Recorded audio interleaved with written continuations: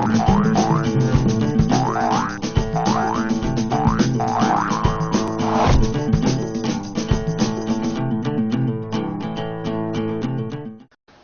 everybody to another episode of For Couples Only. We are pleased to have Dr. Nabil Betty with us again today, and today's session is about mixed marriages. So here's the scenario. He was brought up in Upper Egypt and studied in Cairo and married a girl who was born in Brooklyn, New York and raised in Cleveland, Ohio. After marriage, they are finding themselves in a constant state of fighting over things such as cultural gaps, friends, church community, in-laws, fasting and other church practices, levels of freedom. So the question is, if we have such a couple and they're not yet married, what would you advise them in order not to have similar issues? The recommendations of the Holy Synod of the Coptic Orthodox Church is for those who are staying in Egypt to marry from Egypt, and those Coptic Orthodox who are in the United States to marry from those Coptic Orthodox who are in the United States. It's better because we don't want to add more differences. Of course, there's a cultural gap and there's a language gap, and there might be denominational gap, religion gap, involved in the service, the way we practice spirituality. And if I marry someone who is not with a Coptic Orthodox background, racial differences, someone who is Asian married to someone who's Coptic Orthodox, originally Egyptian, both of them are in the United States or in Egypt, we'll find more differences. So it's better to minimize as much as we can the expected differences. And as I told you, recommendation of the bishops, if you are living in Egypt and you want to travel to the United States, fine, go and stay for some time there, get used to the culture, and then see the understanding between you and someone. If both of you understand well one another, then you go through premarital counseling and then go to marriage. But you don't jump into the ocean and you don't know how to swim. Of course, the consequence will be dangerous. So, although I know some cases, someone who is really Egyptian, who is living in the United States, he went to Egypt and he married someone in a very short time, against all the recommendations. And God helped them, but I cannot take them as an example. Because usually, there has to be, according also to the recommendation of our Holy Synod of bishops in the church, there has to be a minimum time for the engagement. They prefer 6 months, but not less than 40 days or 45 days. Between 6 months and 1 year, the period of engagement to understand one another, but not by phone. And frequent visits, say he will not come from US to Egypt every month. He can't financially. And he doesn't have vacations. How long he will spend? So there are so many difficulties. That's why we recommend each one will marry from the place where he is, and primarily from the Coptic Orthodox Church. Say, if somebody will know somebody else, say from the college, from at workplace, and he's not Coptic Orthodox, I know that culturally he's different. The way he's raised is different. Personality is different. Gender is different. Maybe language is different. He might be Asian, and I am now born in America. So how the two families are going to communicate together? We have to think of that. A lot of people say, I'm not marrying the family, I'm marrying the person. No, we are marrying a family. Because there will be so many events. Say, example, my family, they don't speak English. And his family speak only Chinese. And we speak Arabic. But we, as a couple, we speak English. In any event, what will be the language used? They can't communicate. And also, there are differences, social level, financial level, the way we have to see all these precautions before we marry. So the gap will not be that much. The age difference. I can't marry someone who's over, say, 20 years older than me. I can't.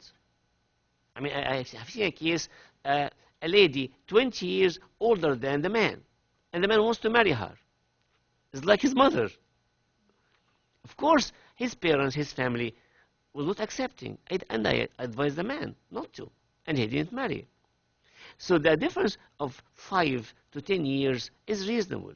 It could be the same age, 1 year difference, but 5 to 10, the man is older, is better. But if the lady is older 1 year or 2 years, fine, but not 20 years. So all this adds to the differences expected for the conflicts expected to happen after marriage. So this is before the marriage.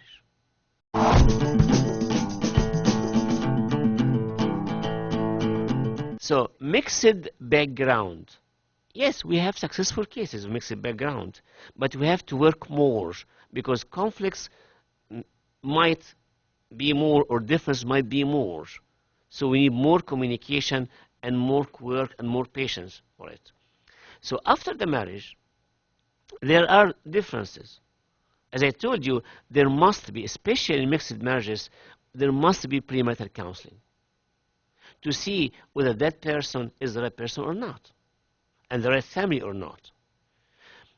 You can't get, if a couple will come to me with major differences between them, I will try to go with them as a counselor or father of confession.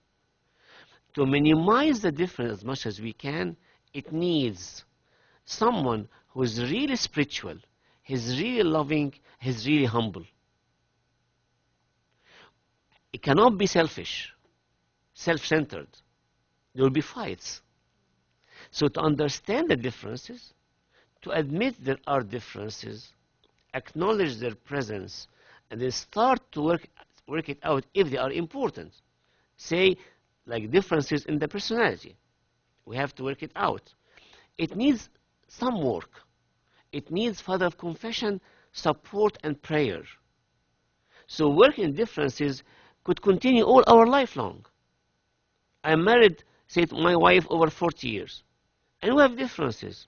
Nothing wrong. I mean, it's not contradicting with our life. And we're happily married, we thank God. Still, these differences which you could live with. I am more sociable, she's more sociable.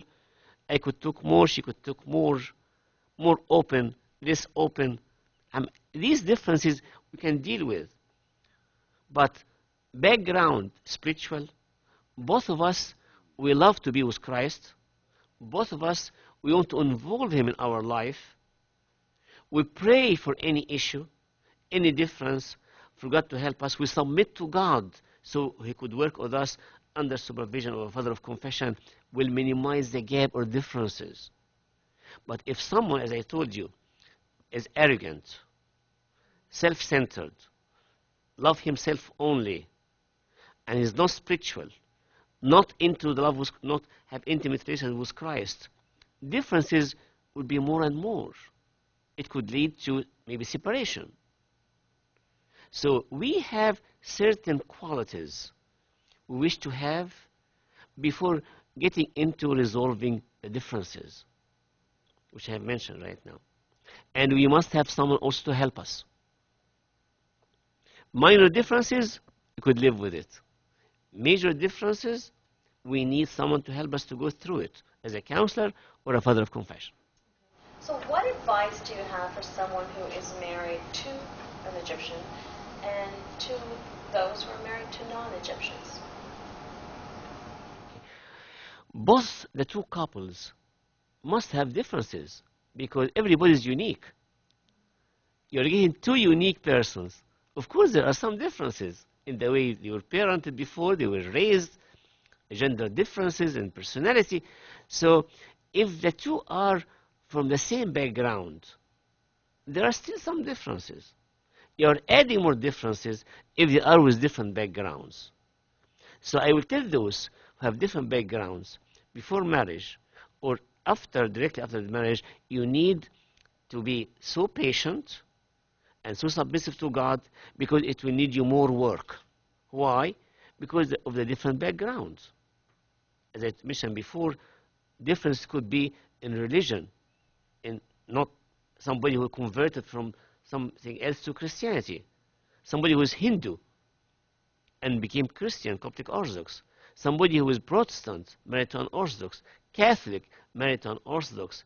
All these denominational differences could be so big when feasts or come fastings. All these differences needs to be worked out, and it needs more understanding and humility and return to God and guidance, spiritual guidance. I know couples with different backgrounds, and they are so happily married. Why? Because their personality allows this to happen, and their spirituality, and they are teachable. You could learn from the father of confession how to go through these differences. So do I advise someone to marry somebody else just because of infatuation, or he or she fell in love with someone who is, say, Asian or Indian or whatever religion is? We have to be careful, because infatuation or falling in love doesn't mean that he or she will be a good spouse. We have to look to the differences and the gaps and the expected conflicts which might happen. We have to be patient before rushing into the decision of marriage and take the advice of a father of confession or a counselor.